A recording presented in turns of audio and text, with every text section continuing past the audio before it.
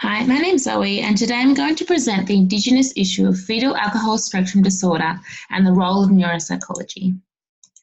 I'd like to begin by introducing you to a child of the remote Fitzroy Valley in WA, home to an Indigenous Australian community.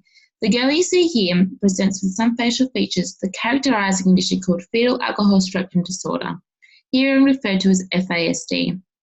Facial features include a thinner upper lip and diminished groove between the upper lip and nose. However, what you don't see in this picture are the neuropsychological deficits associated with FASD. Neuropsychology addresses a relationship between the brain and behaviours. The role of a neuropsychologist is to assess brain-related client strengths and weaknesses using psychometrically valid assessment tools and locate and treat an array of brain impairments. As a neurobehavioural teratogen, prenatal alcohol exposure can have a profound effect on brain development. Therefore, there are a range of neuropsychological deficits that characterise FASD. This can include disability in executive functions, including working memory, attention, impulse control, learning and language development. Deficit in cognitive functions can hinder the development of social and interpersonal skills.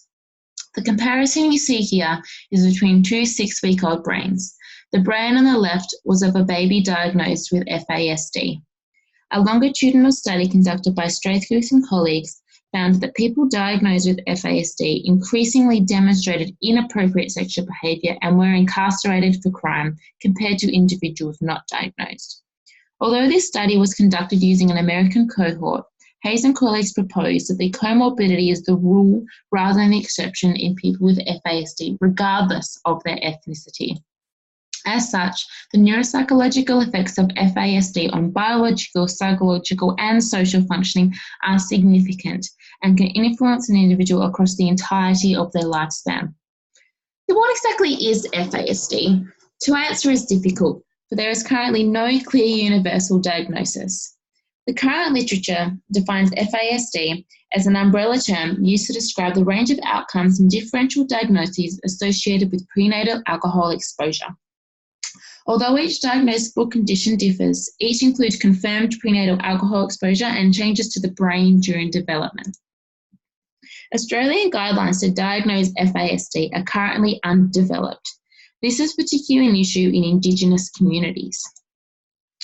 In a national prospective study of data from Australian birth defects registries between 1980 and 2009, rates of FASD have been reported at 100 times higher for Aboriginal babies compared to non-Aboriginal. A study conducted by O'Leary and colleagues found that a cohort of Indigenous Australian women in Western Australia were 10 times more likely to demonstrate alcohol consumption at harmful levels compared to non-Indigenous women.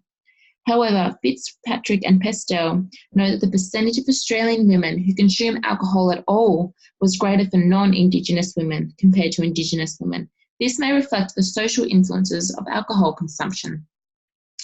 When the British colonised Australia, they brought with them disease, genocide, and among many other things, strong alcohol.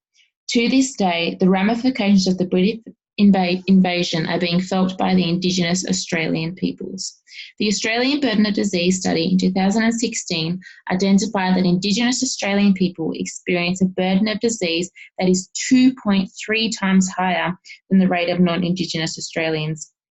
Several reports note that alcohol is a key contributing factor in this discrepancy, in combination with a range of other factors, including disconnection to culture and traditions, discrimination, and lack of adequate health services. It is of utmost importance for neuropsychologists to approach working with Indigenous Australian peoples presenting with FASD with an understanding of their social perspective of alcohol consumption for cultural competency. I will now discuss with you a model to facilitate this understanding. The biopsychosocial model. This model incorporates interactions between biological, psychological, and social factors to help a neuropsychologist understand why and how an individual is suffering from a disorder. Understanding FASD in a biopsychosocial model will aid a neuropsychologist to demonstrate a competent understanding towards an Indigenous Australian person with FASD in a culturally sensitive manner. For example, you can see here each one biological, psychological, and social factor involved in FASD. It is important to show an understanding because studies have found that one root of distrust in the Western practices of psychology found amongst Indigenous peoples stems from previous interactions where practitioners did not demonstrate or communicate understanding. Therefore, to practice with competency and build effective therapeutic relationships with Indigenous Australian clientele, a neuropsychologist must adopt a biopsychosocial model of understanding. This leads me now to the issues underpinning and role of neuropsychologists in the assessment process of FASD for Indigenous peoples. I would like to take a moment to clarify that the issue I present today for Indigenous Australian peoples is FASD and its neuropsychological deficits. Neuropsychologists can help to tackle this issue by developing culturally appropriate assessment tools for Indigenous communities. However, it must be recognised that development of appropriate assessment and diagnostic tools for Indigenous Australians is an issue in itself. This is because Western norms used to psychometrically validate neuropsychological measures do not translate accurately to norms of Indigenous Australian populations. Drew, Adams and Walker note that the misuse of inappropriate tools used in psychology has perpetuated stereotypes for the Indigenous Australian population. The authors also note that assessment tools are criticised by many Indigenous Australian people because of the suspicion that psychological assessment derives from a political nature as a process of westernised social and cultural control.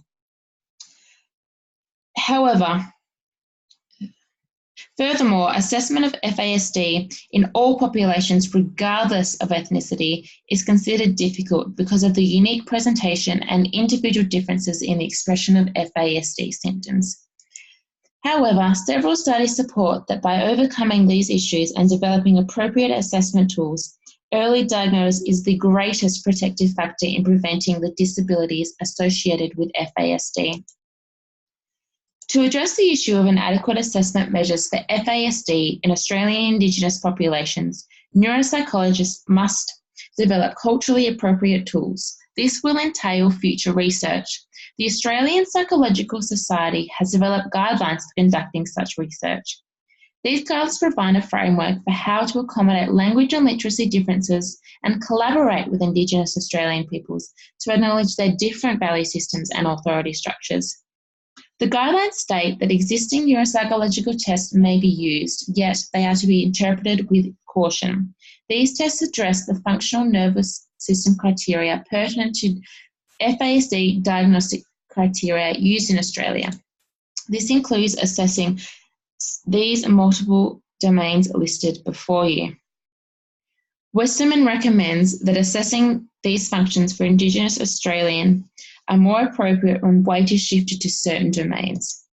These include adopting a strength-based approach for the client's abilities, an emphasis on qualitative and process aspects of performance, an emphasis on spatial or visual items, and tests that are increasingly non-verbal in nature. It is imperative to mention here that a focus on the Indigenous Australian populations as high risk for FASD in Australia must not entail a deficit approach towards these populations. Fitzpatrick and Pestel state that rather it is the Indigenous Australian peoples that has to date led the development and understanding of FASD in Australia. With this in consideration, it is important for neuropsychologists to develop and undertake assessments with a holistic approach that involves the community surrounding the client. This is important because for Indigenous Australian people, health is holistic. Health is believed to be bound in the emotional, social, cultural, and spiritual life of people. Cultural practices reflect well-being that encompass the body, mind, and spirit. When working with Indigenous Australians, O'Connor and colleagues purport that a holistic approach improves the relationship centrism, contextual understanding, and personal and clinical credibility between neuropsychologists and Indigenous people. Furthermore, undertaking holistic assessment is integral to obtaining an accurate profile of neuropsychological functioning. One example of this is the involvement of translators to overcome the language barriers when both developing a culturally appropriate measure and building an effective relationship with clientele. The holistic approach in the Indigenous Australian context must also have careful consideration for the family of the client being assessed or diagnosed.